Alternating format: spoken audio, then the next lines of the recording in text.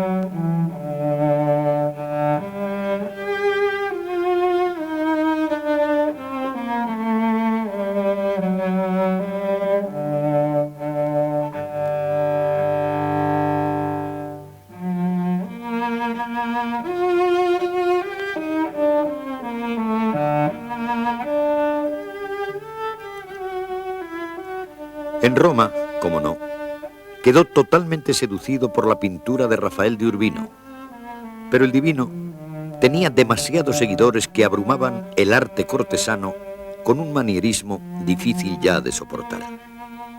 El vital y naturalista Caravaggio se convirtió decididamente en modelo a quien imitar, aunque Rivera acentuaría el aspecto tremendista, rayano en el feísmo, tan peculiar y distintivo de lo ibérico y tan genialmente expresado por artistas como Velázquez, Goya o Picasso. Claro que esa marca, que se ha considerado tan propia de lo español, no es más que la vinculación a una remota tradición germánica, interpretada con lenguaje italiano, mediterráneo.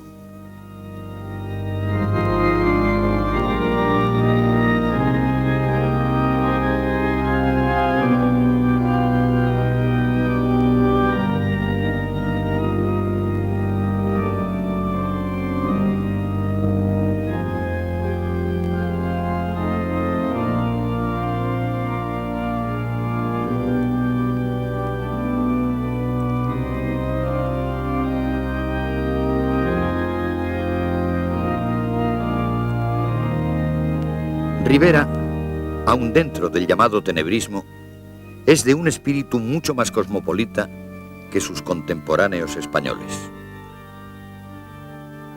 Zurbarán, por ejemplo, de formación meramente local, está impregnado de gravedad, de sosiego y hasta de un candor campesino y piadoso. Rivera se desmarca incluso de su maestro de juventud, el catalán Ribalta.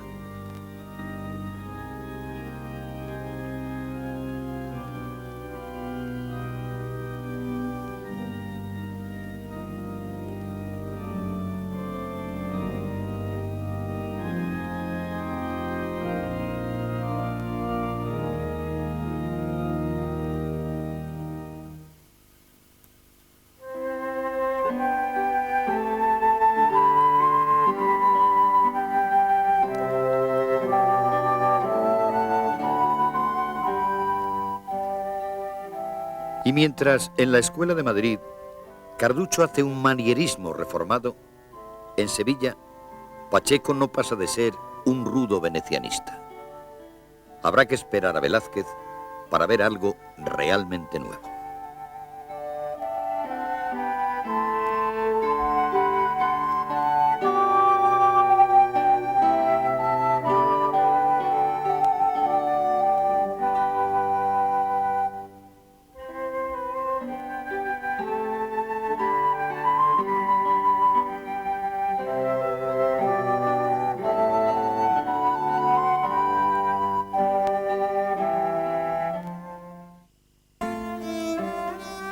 La fecha de 1630 es clave en la evolución pictórica de Rivera.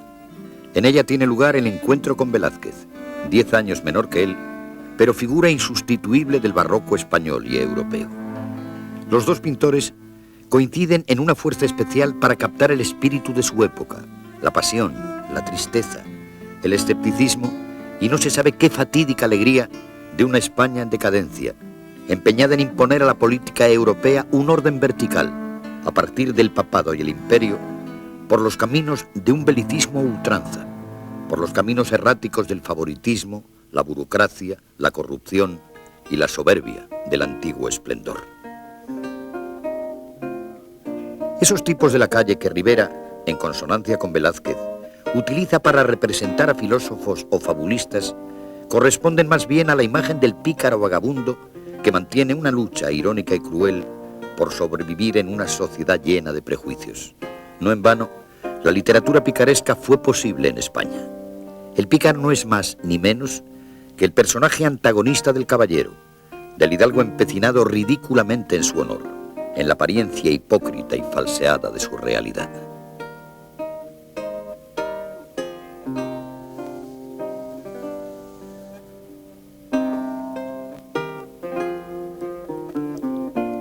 Así son concebidos también sus apóstoles, como hombres de la calle, esas callejas y plazas napolitanas que también conocía Rivera y en las que era también conocido.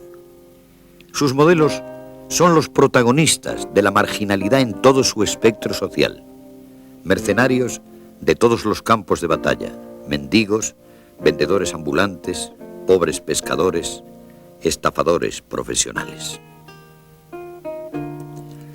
Podemos considerar esta etapa por parte de Rivera como una relectura de Caravaggio en clave velazqueña. Es el espíritu del barroco lúcido en su propio caos, en el umbral ya de una modernidad que intentaría acabar con todo el oscurantismo que el hombre europeo arrastra desde el medievo. El fulgor del Renacimiento se apaga y comienzan a vislumbrarse las nuevas luces de la ciencia.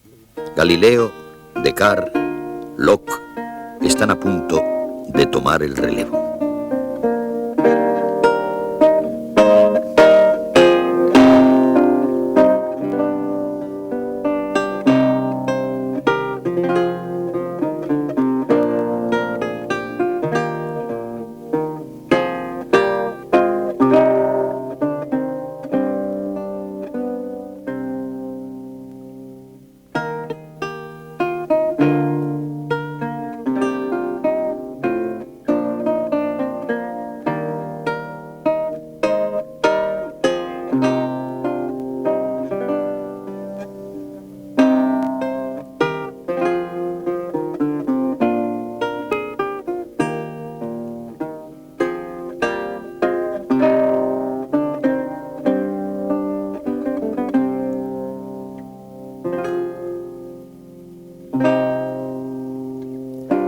Parece como que Rivera se esforzara por superar los límites de lo permisible, identificándose tanto con ese mundo de la marginalidad que hasta él mismo se toma posiblemente como modelo para pintar la figura de Santo Tomás.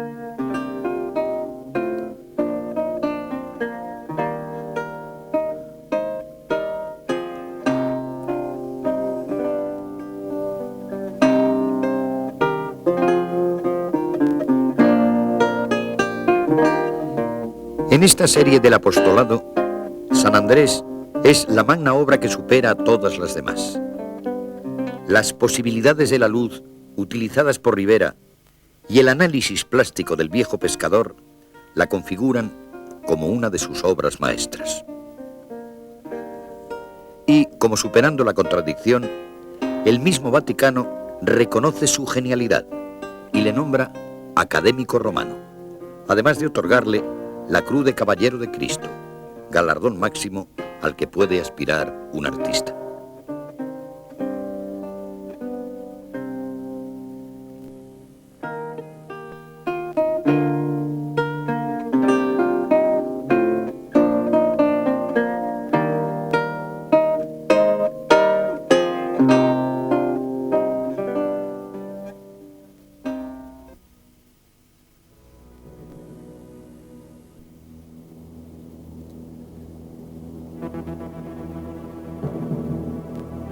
Los temas de la mitología clásica son tratados por Rivera cargados de una mayor terribilidad, esa característica que se le quiso achacar como definitoria de su arte. El violador Ticio aparece condenado por Júpiter a que sus entrañas sean eternamente roídas por un buitre.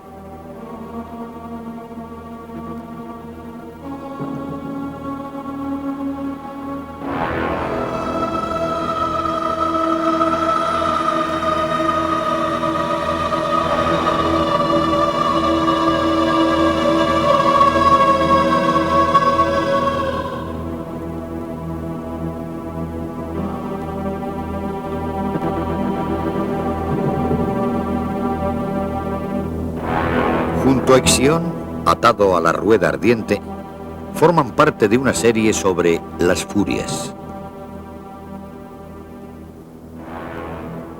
Dicen que estos cuadros fueron pintados por encargo de Lucas van Hüffel, pero que produjeron tal horror en su esposa que dio a luz un niño deforme, siendo devueltos al pintor.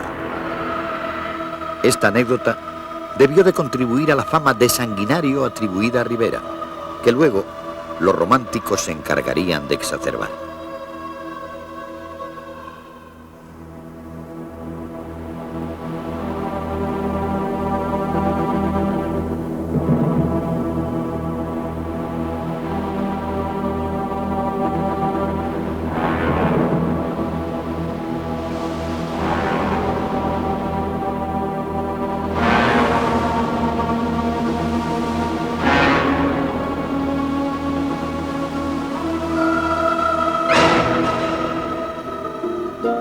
Las cabezas de la Sibila Gliceria y de Baco son los fragmentos que se conservan de una vasta composición titulada El triunfo de Baco y que fueron salvados de un incendio acaecido en el Alcázar madrileño en 1734.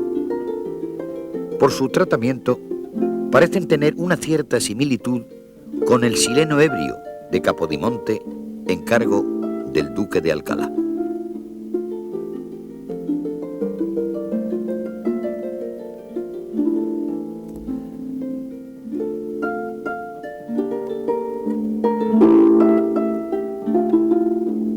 A medida que avanza la década de los 30, Rivera se va abriendo a la luz. Tal vez su amistad con Rubens o la influencia de la escuela veneciana, o más posiblemente aún la presencia en el sur de Italia de Van Dyck, hacen que el pintor valenciano expanda su mundo cromático hacia los colores tornasolados, el naranja o el amarillo.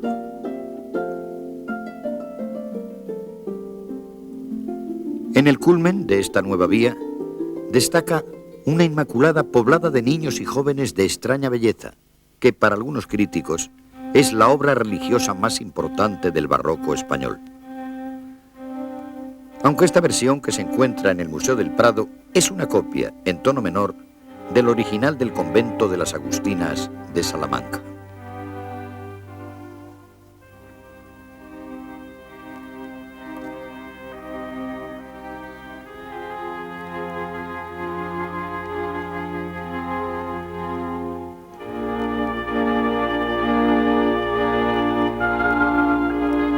El combate de mujeres representa la romántica contienda ocurrida en Nápoles, en la que Isabella Carsi y Diambra de Petinella se enfrentan en duelo por el amor de Fabio Serasola. En este cuadro se ha querido ver la influencia de juventud en su admiración por Rafael y Correggio.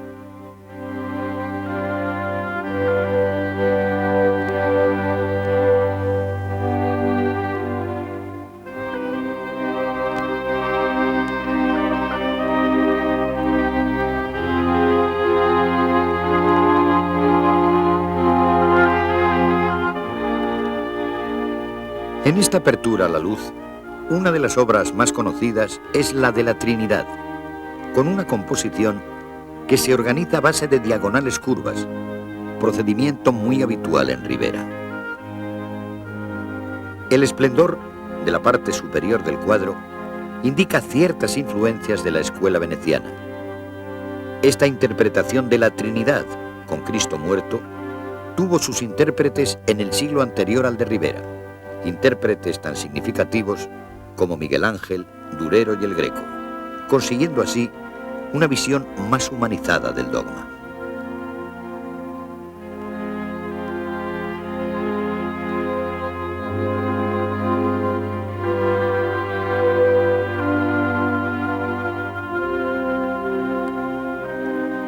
En el sueño de Jacob, Rivera elude el tema de la escala por la que Jacob veía subir y bajar a los ángeles de Dios, pero convierte la visión en una neblina dorada que ilumina su cabeza.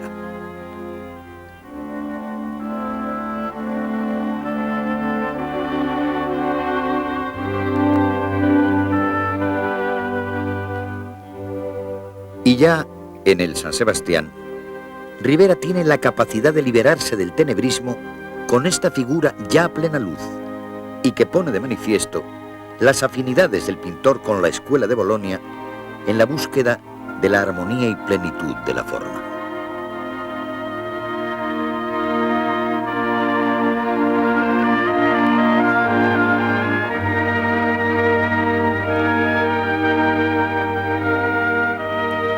Al final de la década de los 40, Rivera envejecía, y el virreinato en Italia era violentamente convulsionado por la sublevación de Masaniello. Esta circunstancia política afectó profundamente a Rivera, no solo por su condición de español, sino también por los escandalosos amoríos de su hija Ana Lucía con el infante Juan José de Austria, destinado al frente de las tropas españolas en Nápoles e hijo natural de Felipe IV y de una famosa actriz, María Calderón, más conocida como La Calderona. El tomar como modelo para la Magdalena a su propia hija tal vez signifique la sublimación de sus turbulentas relaciones. Este cúmulo de acontecimientos, unido a la parálisis de uno de sus brazos, supusieron un repliegue interior que revierte en una atmósfera de melancolía que se refleja en sus últimos cuadros. Todo un repertorio de ermitaños penitentes constituyen el canto de cisne del pintor valenciano. En ellos se acentúa de nuevo el tenebrismo caravallesco, su naturalismo rabioso y la vitalidad sorprendente de Ribera.